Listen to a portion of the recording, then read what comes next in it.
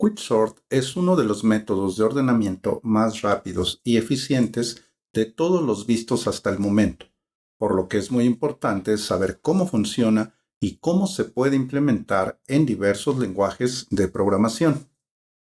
Veamos sus particularidades en esta lección. El método Quicksort es uno de los algoritmos de ordenamiento más eficientes y veloces, incluso en el peor de los casos. Al igual que el ordenamiento por mezcla, también utiliza el principio de divide y vencerás usando funciones recursivas.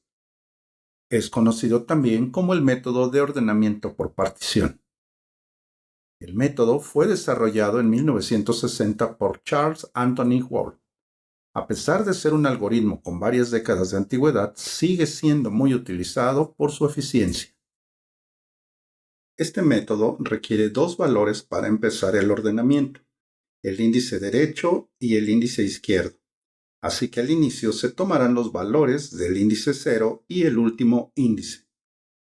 Este algoritmo requiere dos funciones para completar su tarea. Una de esas funciones es la función recursiva ordenar, la cual va a mantener su ejecución siempre y cuando el índice izquierdo sea menor al índice derecho.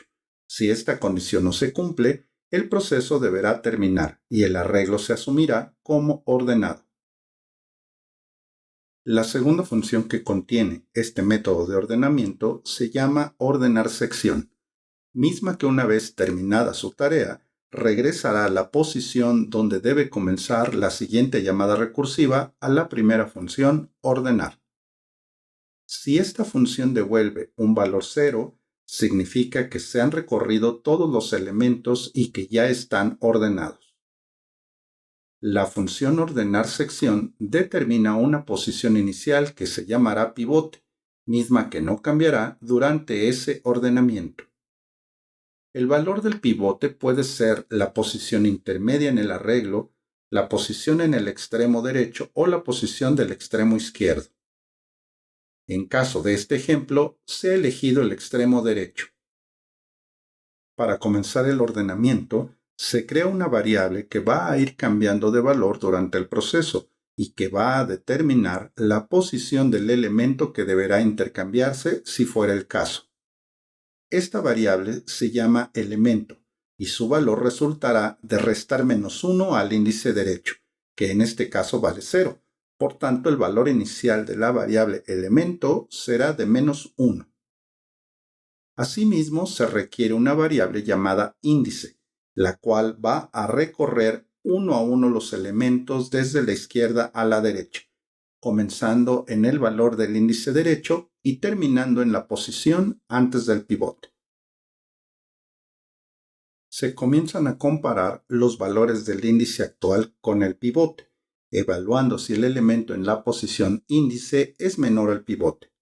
En este ejemplo no es mayor, por lo que de no ser así, se continúa con el siguiente elemento, incrementando el valor de la variable índice. En caso de que el valor de la posición índice sea menor al pivote, se deberá realizar un intercambio, pero este intercambio ha de realizarse con el antecesor del elemento índice. Para ello, se incrementará en 1 el valor de la variable elemento usándola para definir la posición del cambio.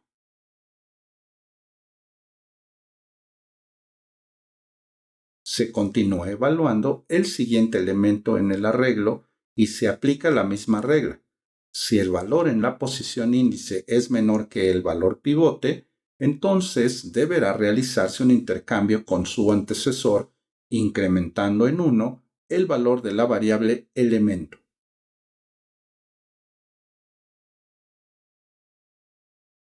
Se continúa evaluando los valores siguientes en el arreglo y solo habrá un intercambio siempre que la posición índice sea menor a la pivote. En caso contrario, se avanza al siguiente elemento en el arreglo. Se repite el procedimiento en caso de que el valor inicial sea menor al del pivote, incrementando en 1 el valor de la variable elemento y realizando un intercambio con la posición índice.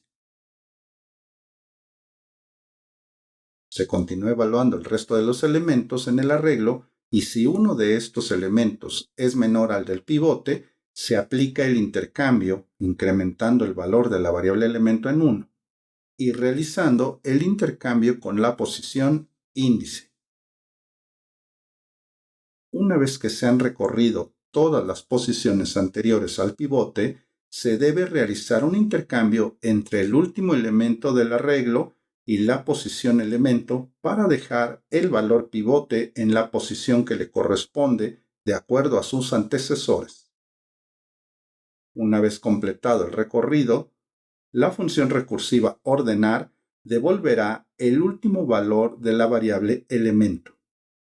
En este caso es 4, y ese valor se va a ocupar para indicar la posición inicial en la siguiente llamada recursiva.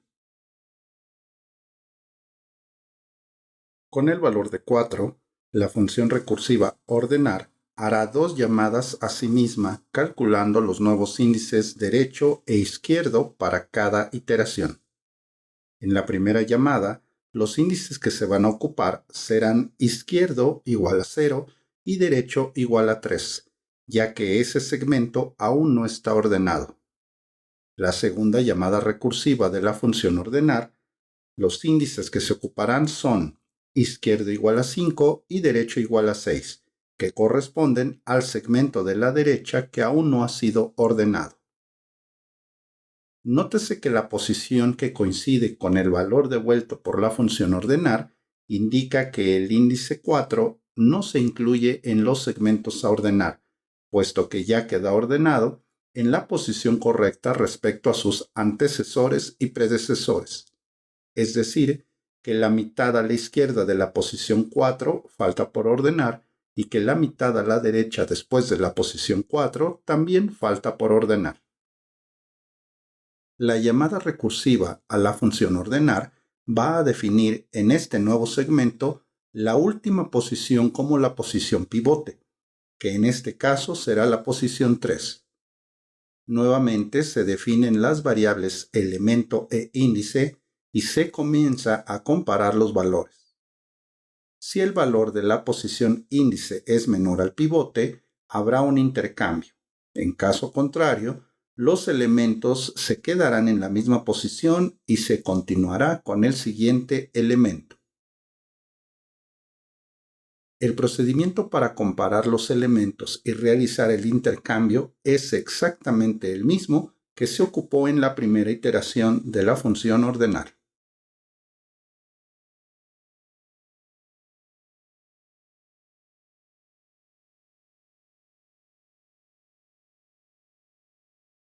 Una vez que se han recorrido todas las posiciones anteriores al pivote, se debe intercambiar el último elemento del arreglo contra el valor de la posición elemento. Una vez completado el recorrido, la función recursiva ordenar va a devolver el último valor que obtuvo la variable elemento, el cual se va a ocupar para indicar la posición inicial en la siguiente llamada recursiva, que en este caso el valor es 2. Con ese valor, la función recursiva volverá a dividir el segmento restante a ordenar, utilizando los valores de índice izquierdo igual a 0 e índice derecho igual a 1. Por su parte, la segunda llamada recursiva va a definir los índices izquierdo igual a 3 y derecho igual a 6, que justamente corresponden a las mitades antes y después del valor en la posición índice 2, puesto que este valor ya está ordenado respecto a sus antecesores y predecesores.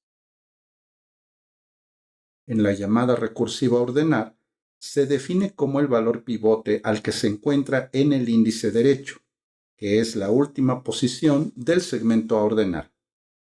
Si solo hay un elemento a la izquierda del pivote, se deberá realizar un intercambio entre ambas posiciones, lo que concluiría esa llamada recursiva a la función ordenar, misma que va a devolver el valor que se obtuvo en la variable elemento, y que en este caso particular es 0, lo que implica el caso base de la función recursiva. Es decir, llegado a este valor, las llamadas recursivas se deberán detener y habrá que regresar a completar las llamadas a la función ordenar que se quedaron pendientes de resolver. En caso de la segunda llamada recursiva que se había quedado pendiente, se usarán los valores del índice izquierdo igual a 3 y el índice derecho igual a 6. En esa llamada recursiva, el valor pivote estará determinado por la última posición del segmento. En este caso se ocupan también las variables elemento e índice, poniendo especial atención que no inician en -1 y 0, sino de las posiciones posteriores. El procedimiento de comparación es exactamente el mismo utilizado en las llamadas anteriores, donde, si un valor en la posición índice es menor a pivote, deberá de haber un intercambio con la posición elemento incrementando en 1. Algo al resaltar es que si se le incrementa 1 al valor actual de la variable elemento, este valor resulta exactamente el mismo que la posición índice, por lo que el valor en cuestión se sobrescribe en la misma posición.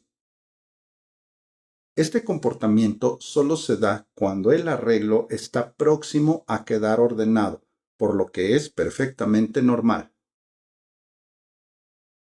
Se continúa evaluando los valores siguientes en el arreglo contra el valor pivote, detectando si es que debe haber un intercambio y realizando el mismo procedimiento de incrementar en 1 el valor de la variable elemento y sobreescribiendo el mismo valor en la posición actual.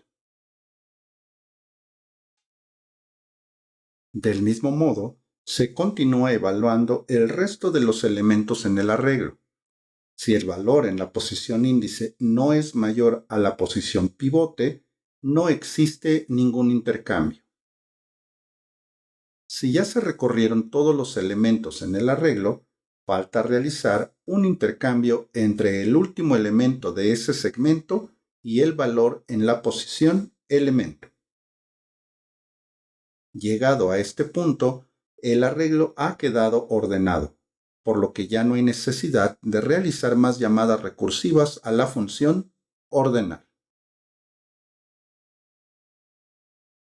En pantalla se puede observar el pseudocódigo del método de ordenamiento Quicksort. Se aprecian las dos funciones principales del algoritmo, la función ordenar sección y la función recursiva ordenar. En color se resaltan las variables más importantes en el algoritmo, mismas que ayudan a completar la tarea de ordenamiento. Tal es el caso de la variable pivote, elemento e índice en la función ordenar sección y la variable inicio en la función recursiva ordenar. Ambas funciones corresponden al funcionamiento del método explicado anteriormente. La implementación en Java se puede apreciar en la pantalla. El cuerpo de las dos funciones tiene una alta similitud con el pseudocódigo propuesto.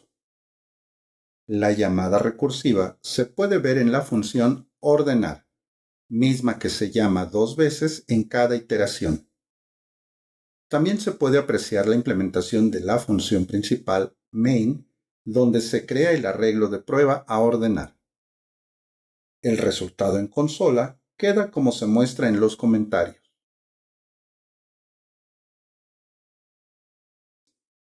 Por su parte, la implementación en lenguaje C++ queda como se muestra en pantalla. Comparte la similitud con la implementación en Java y el pseudocódigo. Se aprecia también la implementación de la función principal main, donde se crea el arreglo a ordenar, se calcula la longitud del arreglo y se llama a la función recursiva ordenar. La salida en consola es la que se muestra en los comentarios. Finalmente, la implementación en Python es la más simplificada de las tres, esto debido a la sintaxis del propio lenguaje. Se puede ver la llamada de la función principal, donde se crea el arreglo, se calcula la longitud del mismo y se llama a la función recursiva ordenar. La salida en consola de la ejecución del código queda como se muestra en los comentarios. El método de ordenamiento Quicksort es un algoritmo muy eficiente comparado con otros, ya que incluso en el peor de los casos, es decir, en caso de que todos los elementos estén desordenados y deba hacer todos los recorridos posibles, resulta uno de los más eficientes. Aunque haga llamadas recursivas a una de sus funciones, el consumo de recursos es menor, ya que el ciclo interno es extremadamente corto. Puede parecer que su implementación es complicada. Sin embargo, su correcto uso hará muy eficientes los procesos de ordenamiento cuando la cantidad de elementos sea considerable.